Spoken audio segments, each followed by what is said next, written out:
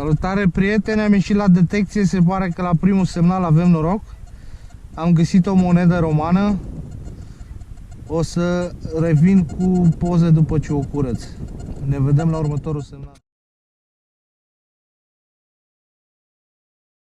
Și din nou se pare că avem noroc.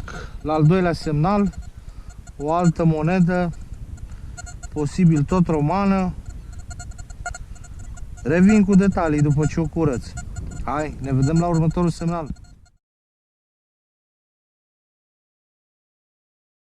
Se pare că azi Dumnezeu mă iubește, al treilea semnal, a treia monedă.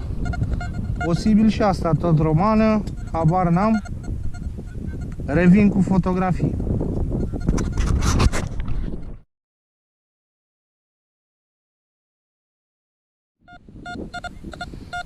Avem iarăși un semnal aici. Sperăm la o a patra monedă. Hai să vedem ce este.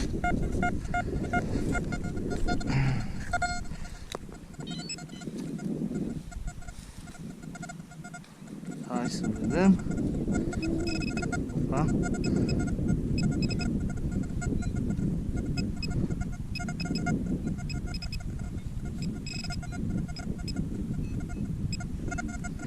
De data asta se pare că avem un inel de bronz, o verghetă mai degrabă.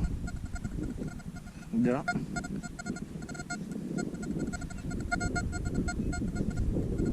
Foarte interesant.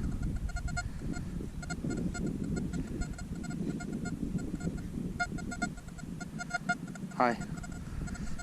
Revin cu următorul semnal. Revenit cu un nou semnal. Se pare că avem un alt inel, dar din păcate e foarte îndoit.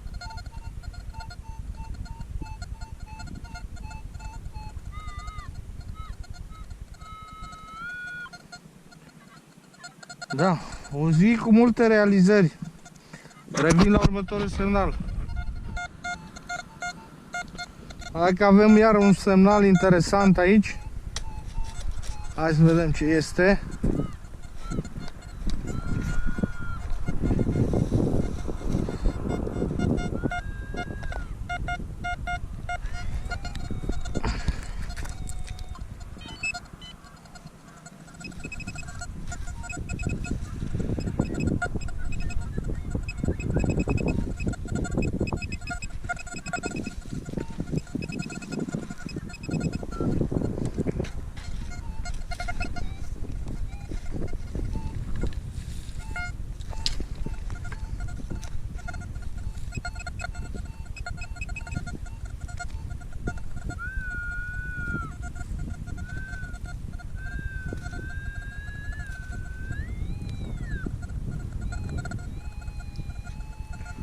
O bilă de plumb.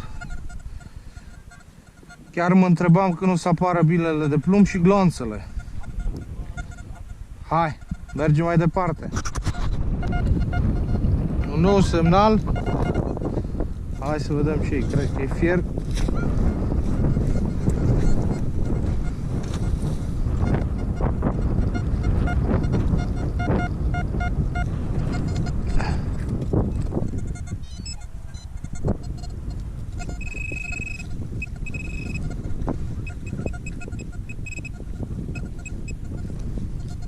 Un nou semnal, un nou inel.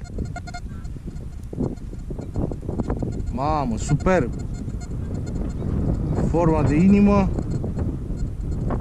extraordinar. Deci cred că avem 3 sau al 4-lea inel pe ziua de astăzi. Super! Hai, mergem mai departe că se pare că va fi o zi care va intra în istorie.